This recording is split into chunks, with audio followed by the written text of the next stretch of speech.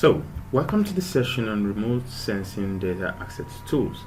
For this session, or this particular topic, we're going to be looking at providing you with understanding of the sources of data for remote sensing of the Earth, and we're going to look extensively at least to some major example of data sources for remote sensing data. These data sources that we're going to explore are not only limited to water resource management. They go beyond just water resource management. They cut across different areas. So, with this in mind, let's get started. So, for the first session, we're going to look at two major data access tools, the NASA Earth Observatory and the NASA Earth Observatory global maps. So we're going to focus exclusively on these two for the first session.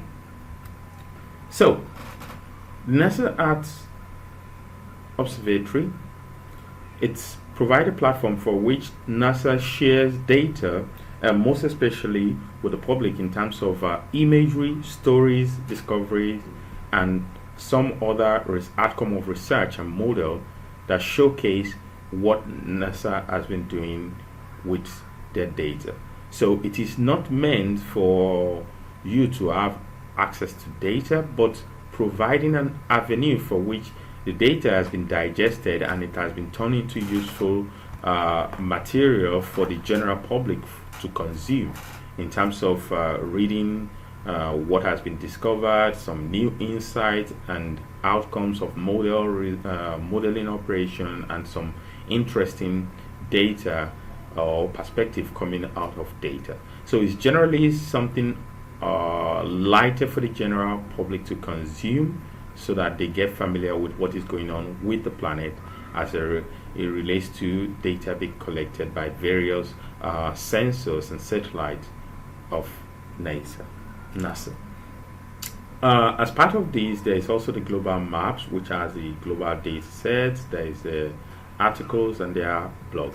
So let's dig a little bit more to some of the examples from NASA Earth Observatory.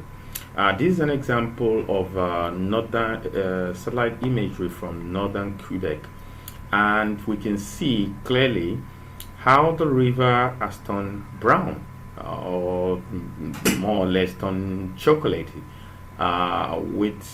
This is as a result of the tannins and the lignins coming from the plant in the upper regions of the forest, and these lignins and tannins are seeping out from the leaves, from the roots, from the seed, and go into the soil and seep into the water, and they create this kind of very interesting color, as we can see from this imagery. So from the surrounding land cover of forests around here, it's creating the lignins and the tannins from the plant is seeping into the soil and seeping into the water body. So this is a remarkable picture, and it's one of the things that NASA shared with the world, showing how dynamic and how interesting the planet can be. This is just an example of some of the things that have been posted on the NASA Earth Observatory website. So there is another example. This is on the Western Australian coast, the Pilbara region. We can see dust off the coast moving into the Indian Ocean from the land into the coast, and we can see this. This just illustrates what can happen with thunderstorm.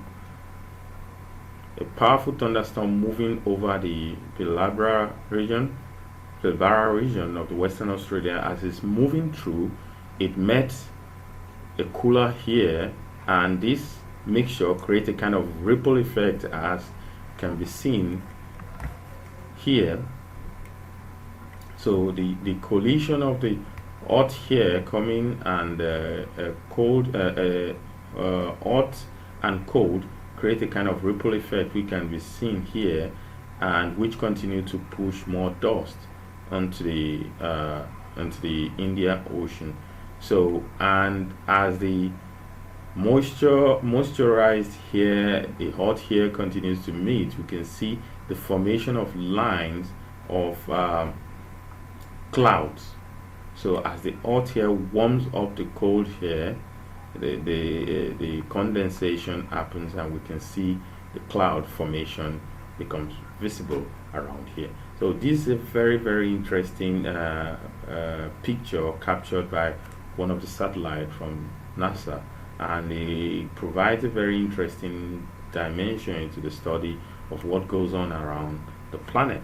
There's so many different examples, very interesting examples scattered all over this website, and you can really gain a lot of insights into how dynamic and beautiful and wonderful the planet is by looking at so many of these examples. Now, moving on to the global maps, which is part of the NASA Observatory. Okay, so the global map provides it's a compendium of global data that is downloadable, so it has been processed and it is ready for direct utilization in different platforms. So it's data available on a global scale, so it's usually huge, so you have to take notes whether this is adequate for you. But depending on what you want to do, you might take a look at it and see what is available. So it's a whole variety of processed data covering the entire globe over so many years across so many different satellites. So you can look at data on snow cover, sea surface temperature, chlorophyll, net radiation, and a whole lot of them like that. Let's take a quick look at them before we move on to the next. We'll see a wide variety of data available here, and it's usually available across so many years, so you can actually have a look at which one you find interesting or you find useful for a particular study of interest.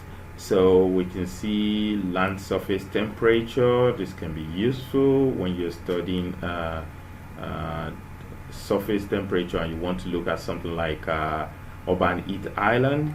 Chlorophyll, this can be useful when you're studying water pollution around the ocean or other kind of water bodies of interest.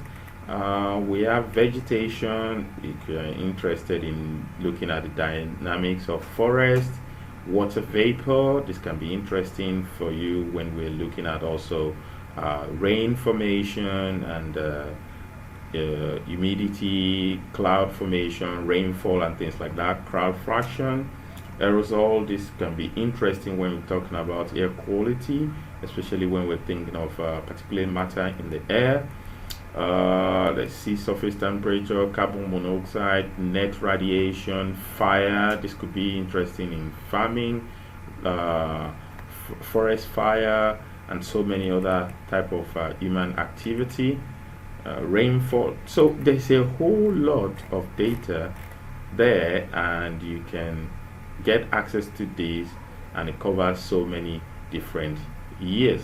So this is a very useful website where you can have access to global level data.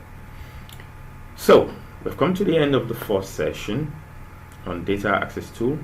We have looked at the example of NASA at Observatory and show what it's capable of, and we have also looked at the global maps from the NASA Observatory and show that you are able to download data at a global level for a wide variety of parameters, and this data are already processed, so you can consume it directly in whatever model or whatever endeavor you choose to use them for.